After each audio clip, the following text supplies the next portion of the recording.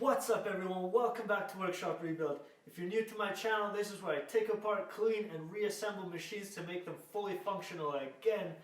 If you're already at it, please leave a like down below, subscribe to this channel if you like the content, because in the future we'll have some awesome builds here. So without further ado, let me describe this Gravely GMT9000 to you. Stay tuned.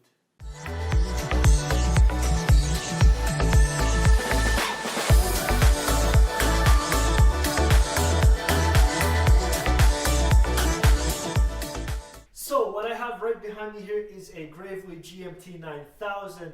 This is one of the biggest tractors Gravely produced back in the day. They produced this from 1977 to 1982.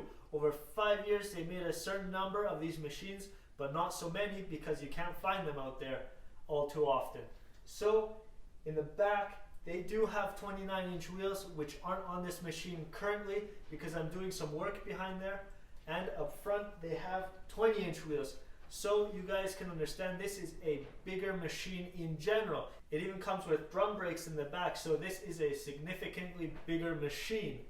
This machine also came with a 4-cylinder gas engine. It was under the name of Continental, but it's actually a Renault engine. If many of you aren't familiar with the name Renault, Renault is a European car manufacturer, and they are very well known with their Renault 4, with their Renault 5, and they even made it into Rally and Formula 1 back in the day. So if you're interested in that, you guys can have a look on Wikipedia about Renaults. But this right here is a 4-cylinder gas engine. The power output for this engine in this Gravely GMT9000 is around 30 horsepower, give or take. It is governed around 4,000 RPM, possibly a little bit lower, but that's what they provide in this tractor. With that being said, the engine right here powers an 8-speed transmission right here. It is 4 forward, 4 reverse, which gives you 8 speeds in total. It does have a hand clutch right here, which allows you to engage the clutch. This Gravely GMT9000 that you see right behind me here was set up for mowing. It did come up with a 72-inch mower deck that is a mid-mower or a belly mower, with what they call it. And some other options for this tractor were also a side mower, which was foldable in the rear, driven by a PTO shaft, which is not on this current model right here. This is only set up as a hitch. Another attachment that came with this machine was a quick way loader.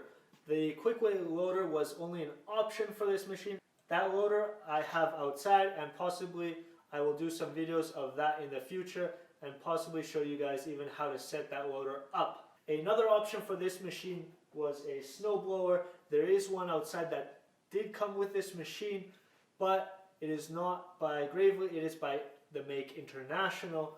So I'm not sure if that's original or not. If you know, please leave a comment down below. So right now I'm going to give you a little walkthrough on this machine and what I'm going to be working on and what I'm going to be doing to this machine to make it fully functional again. So stay tuned.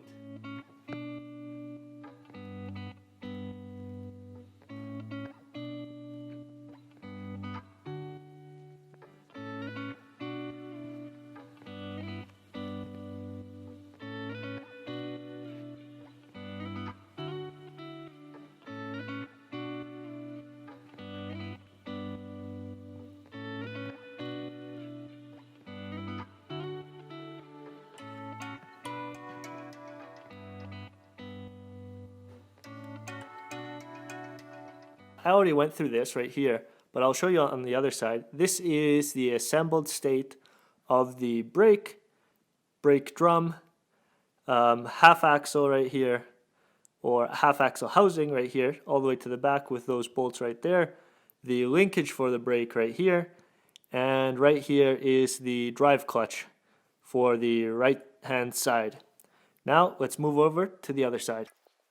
So looking at this side right here, this side is still disassembled because of the clutch right there. I will show you guys the clutch on the table, but this right here is the internal of the clutch mechanism.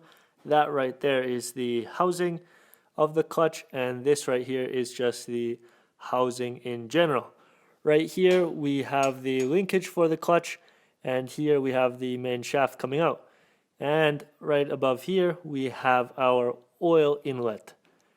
Now moving down, this right here is our brake lever, and right here we will put the brake assembly on, which is right there on the ground. Okay, so what I will be working on today is the carburetor right here for the Gravely engine or the Renault engine. So stick around and we'll take that apart and clean it up. I have the carburetor which goes onto the engine of the Gravely. This is a Solex carburetor. The serial number of this is 32DIS 1267000, and it goes onto a Renault 686 cubic inch engine.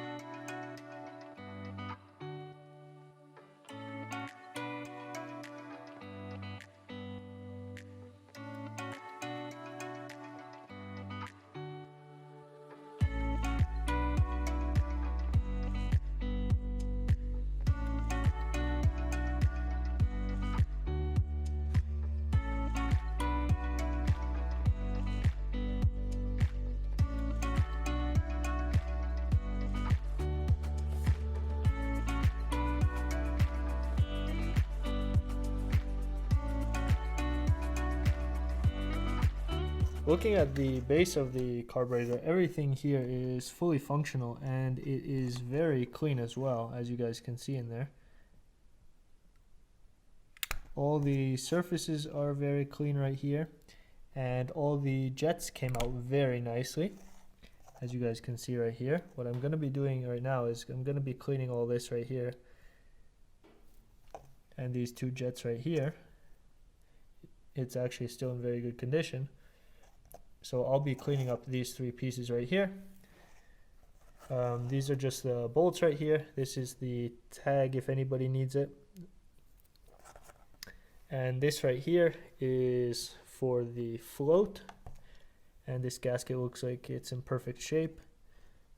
This is the float right here. As you guys can see, it's sitting perfectly horizontal. And every time I press it, it closes it perfectly and goes back into position. So this right here is still very good, and I might just give that a little squirt that it comes out right here to clean that passageway. And this right here is the inlet right here that goes into the bowl.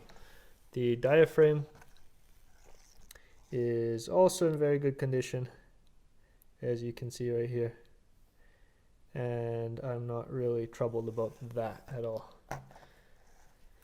So all in all, I'm just gonna give this a quick clean, especially the jets, install everything properly. Before I install the gasket, I'm gonna add a little bit of grease just around the surface that it won't leak in the future, and then this carburetor is ready to get installed. Right now I can attach the carburetor to the intake manifold. And by doing that, I have these two gaskets right here and a spacer. And I'm going to make sure that all surfaces are clean. And at the same time, I'm going to apply just a thin layer of grease.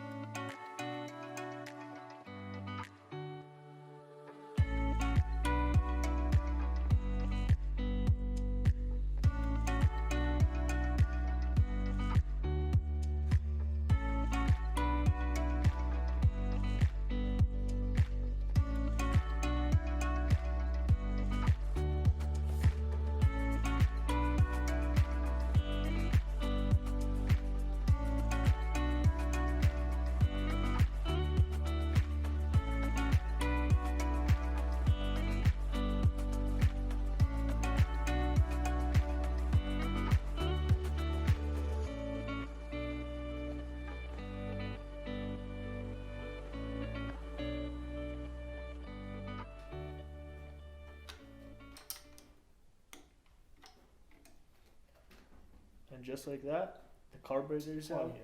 So I just finished installing the carburetor here on the engine. The governor is mounted, the linkage is mounted over here. All I'm going to have to do is make sure everything is aligned properly and that nothing is loose, and then from there I can move on forward on completing this engine. And then I'll have a look at this wiring right here and making sure all the wires are connected to the gauges up front properly, so we don't have any issues once we go and start this engine for the first time.